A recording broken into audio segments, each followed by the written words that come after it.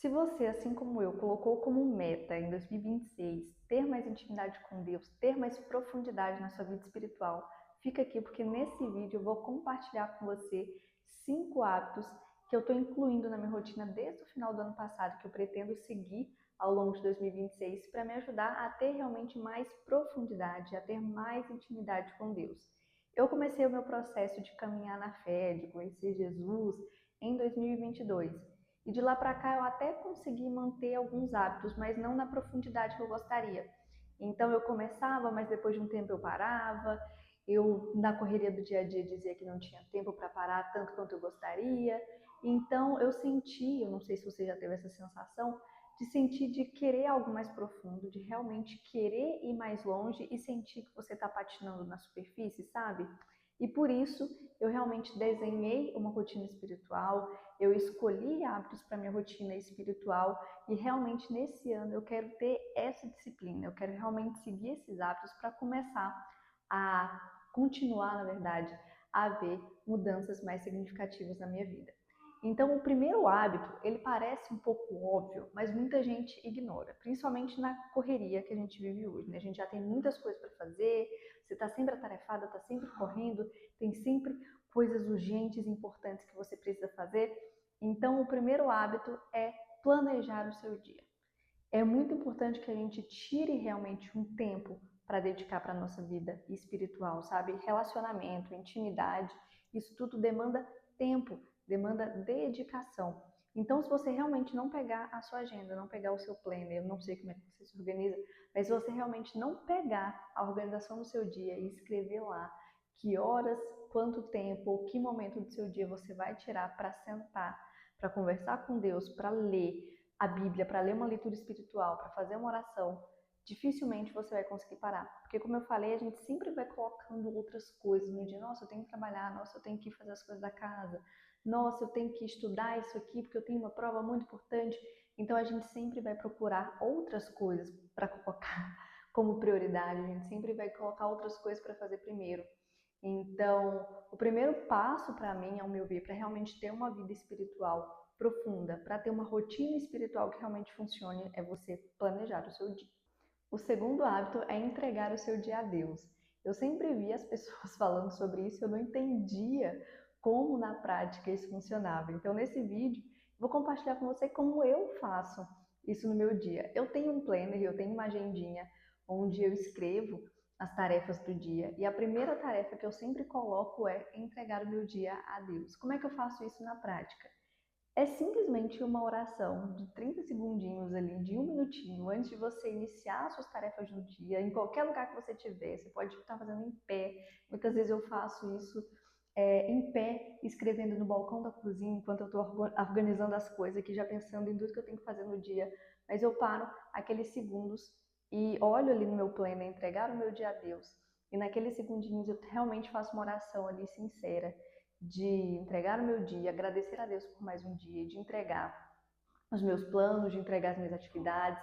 Peço para que eu consiga fazer tudo com amor e por amor. Então, naquele momento ali, eu olho as coisas que eu tenho que fazer, olho as minhas tarefas e falo: olha, Deus, Jesus, esses aqui são os meus planos, mas seja feita a tua vontade e não a minha.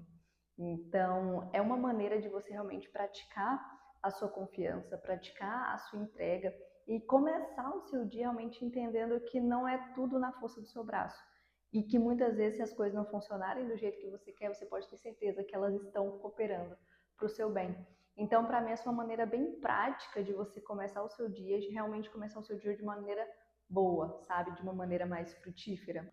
O terceiro hábito que tem mudado muito a minha rotina espiritual desde o final do ano passado e que parece óbvio, mas eu tenho certeza que deve ter muita gente passando pela mesma situação, é o hábito da oração. Nossa, é o hábito mais óbvio, né? Você pode pensar assim, ai, todo mundo faz isso.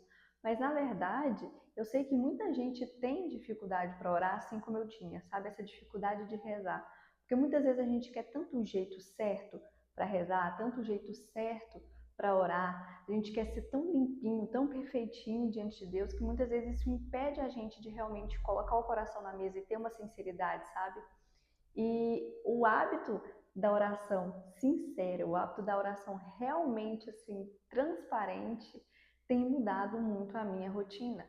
Realmente tem me feito conseguir ter esse diálogo, ter essa intimidade com Deus que antes eu sentia que era muito distante de mim, sabe? Eu via outras pessoas falando sobre isso e mesmo eu tendo os meus hábitos, eu sentia que eu não conseguia chegar nesse lugar.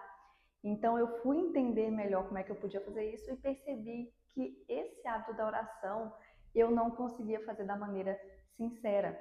Então, como eu falei, eu buscava sempre esse jeito certo de fazer, eu buscava tanto ser perfeita, falar as coisas certas, que eu não conseguia falar aquilo que eu realmente queria, aquilo que eu realmente precisava, aquilo que realmente eu sentia, por mais que não fosse bom.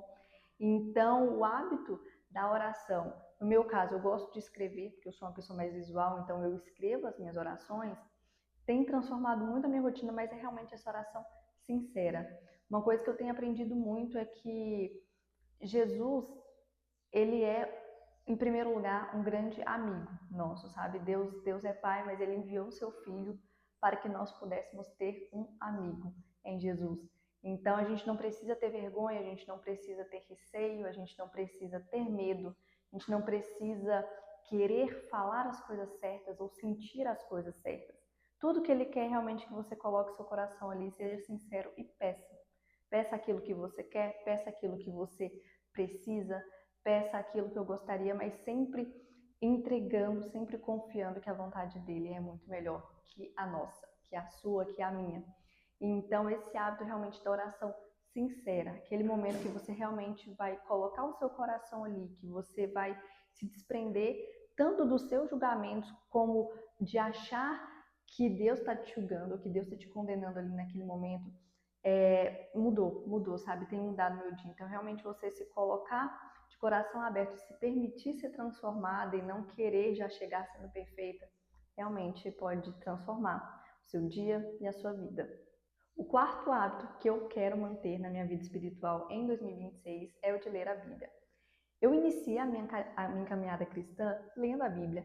Então, na época, em 2022, foi mais uma coisa assim de ler para crer, sabe? Eu não tinha a fé que eu tenho hoje, mas eu queria realmente, eu quis buscar isso, então eu falei, né, eu pensei, se Deus tem algum lugar, eu preciso pelo menos começar daqui, eu preciso ler esse negócio. Então realmente eu fui ler, eu fui anotar, eu fui conhecer, mas eu confesso que ao longo desses anos, muitas vezes eu caí naquela coisa que a gente cai, né? Ah, minha vida é muito corrida, eu não tenho tempo, eu não posso simplesmente parar para ler esse negócio que eu já li várias vezes.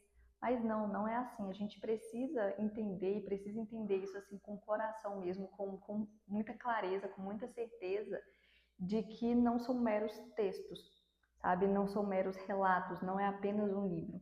A palavra está viva, aquela palavra ali, ela está viva, é Deus que está ali. E é impossível você ler, é impossível você estudar, é impossível você, ao menos, tentar absorver um pouco do que está ali e não ter seu espírito alimentado e não ter realmente a sua alma renovada, não ter sua fé renovada, não ter, sabe, uma provocação no bom sentido para querer ser transformado, ou não ter algum tipo de clareza ou resposta de alguma questão que você esteja passando.